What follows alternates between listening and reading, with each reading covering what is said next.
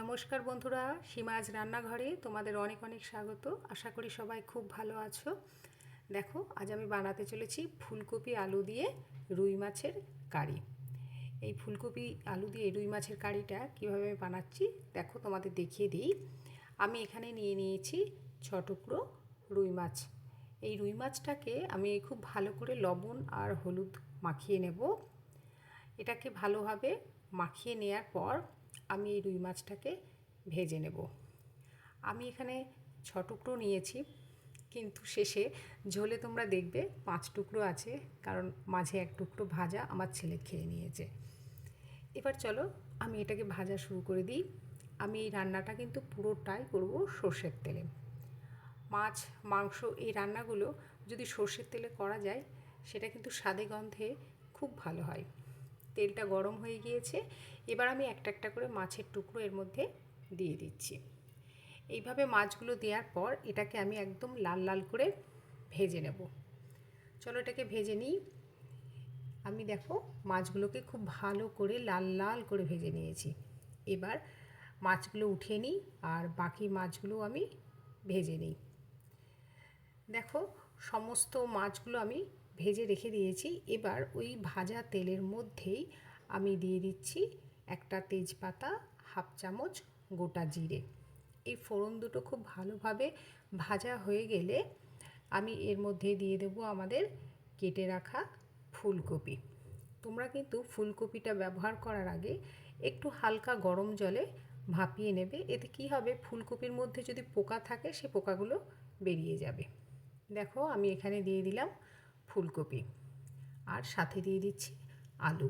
এই ফুলকপি আর আলুটাকে খুব ভালো করে আমাদের ভেজে নিতে হবে, যাতে এটা হালকা লালচে রঙের হয়। তোমরা যদি বেশি তেলে রান্নাটা খেতে চাও তাহলে সেক্ষেত্রে ফুলকপি আলুটাকে বেশি তেলে বেশ ছাঁকা ছাঁকা করে ভেজে নিতে পারো। আমি এখানে অল্প তেলেই রান্নাটা করছি। দেখো ফুলকপি আর আলুটা ভাজা হয়ে গিয়েছে।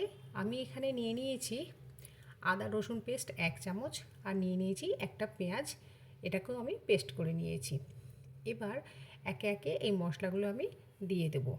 প্রথমে আমি দিয়ে দিয়েছি পেঁয়াজ বাটা, আর এরপর আমি দিয়ে দিচ্ছি এর ভিতরে আদা রসুন বাটা। এবার এই আদা আর রসুন বাটা আর পেঁয়াজ বাটা দেওয়ার পর আমি খুব ভালো করে এই মশলাগুলোকে কষিয়ে নেব, যাতে এর ভিতরে কোনো কাঁচা গন্ধ না থাকে। আমি এর মধ্যে দিয়ে দিচ্ছি ঝালের জন্য 2টো কাঁচা লঙ্কা চিড়ে দিয়েছি, সেটা দিয়ে দিলাম। এটাকে এইভাবে মিডিয়াম ফ্লেমে মিনিট 2 মতন নাড়াচাড়া করলেই কাঁচা গন্ধটা চলে যাবে। এবার এর মধ্যে আমি দিয়ে দিচ্ছি কিছু গুঁড়ো মশলা। দেখো রঙের জন্য আমি এখানে দিয়ে দিচ্ছি 1 চামচ কাশ্মীরি লঙ্কার গুঁড়ো। তোমরা যদি ঝালটা একটু বেশি খেতে চাও তাহলে সেক্ষেত্রে এখানে শুকনো লঙ্কার গুঁড়ো দিতে পারো। দিয়ে দিলাম ছোটো চামচের 1 চামচ হলুদ গুঁড়ো, দিয়ে দিলাম 1 চামচ জিরে গুঁড়ো আর দিয়ে দিচ্ছি 1 চামচ ধনে গুঁড়ো। এই সমস্ত উপকরণগুলো দেওয়ার পর এটাকে আমি আবারও ভালো করে কিছুক্ষণ কষিয়ে নেব। এই সময় যদি তোমাদের মনে হয় মশলাটা জ্বলে যাচ্ছে তাহলে তোমরা অল্প অল্প জল দিতে পারো, কিন্তু আমি এখানে জল দিচ্ছি না, যেহেতু আমি এখানে টমেটো পিউরি ব্যবহার করব, তো জলটা লাগবে না। দেখো স্বাদ মতো লবণ দিয়ে দিয়েছি, দিয়ে দিলাম একটা মাঝারি মাপের টমেটো, যেটাকে আমি মিক্সিতে একটু পেস্ট করে নিয়েছি।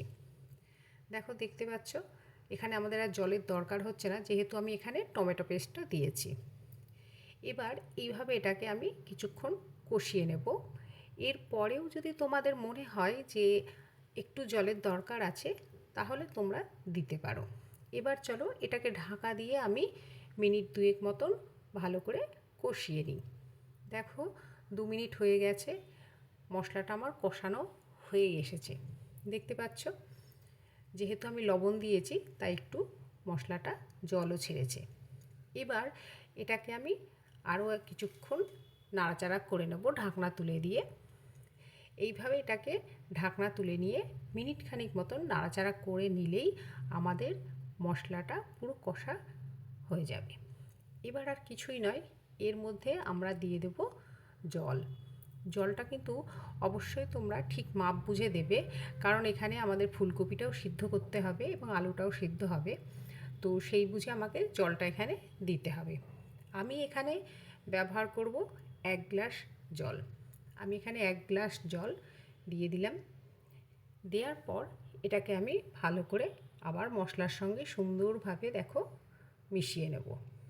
এইভাবে মশলা আর জল খুব ভালোভাবে মিশিয়ে নেওয়ার পর এটাকে আমি ঢাকা দিয়ে রেখে দেব।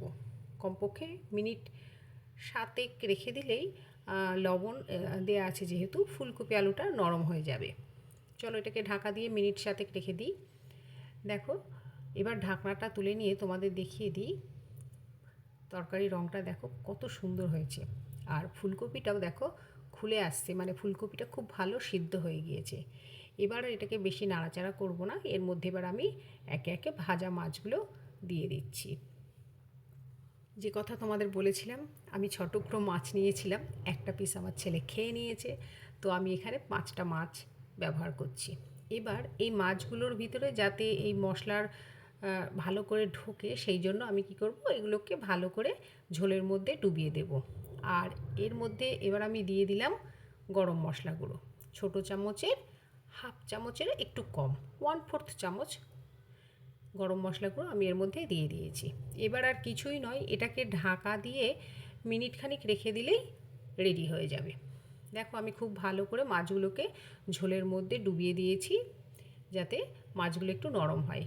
এবার এটাকে ঢাকা দিয়ে মিনিট খানিক রেখে দিলেই আমাদের ফুলকপি আলু দিয়ে রুই মাছের কারি রেডি হয়ে যাবে। চলো ঢাকাটা তুলে তোমাদের দেখিয়ে দিই। দেখো কত সুন্দর হয়েছে। এখন এটা তোমাদের ঝোলটা লাগছে, কিন্তু এইটা যখন ঠান্ডা হবে তখন এটা অনেকটা জমে যাবে। এবার গ্যাসটা বন্ধ করে এর ওপর দিয়ে আমি ছড়িয়ে দিচ্ছি ধনেপাতা কুচি। ব্যাস রেডি হয়ে গেল আমাদের ফুলকপি আলু দিয়ে রুই মাছের কারি। তাহলে চলো এটাকে পরিবেশন করি। দেখো বন্ধুরা, আমি এটাকে পরিবেশন করে দিয়েছি। তোমাদের যদি আমার রান্নাগুলো ভালো লাগে, লাইক শেয়ার সাবস্ক্রাইব করো। আর সবাই খুব ভালো থেকো, আর অবশ্যই কিন্তু আমাকে কমেন্ট করে জানাবে কেমন হলো। আজ তাহলে রাখছি, নমস্কার।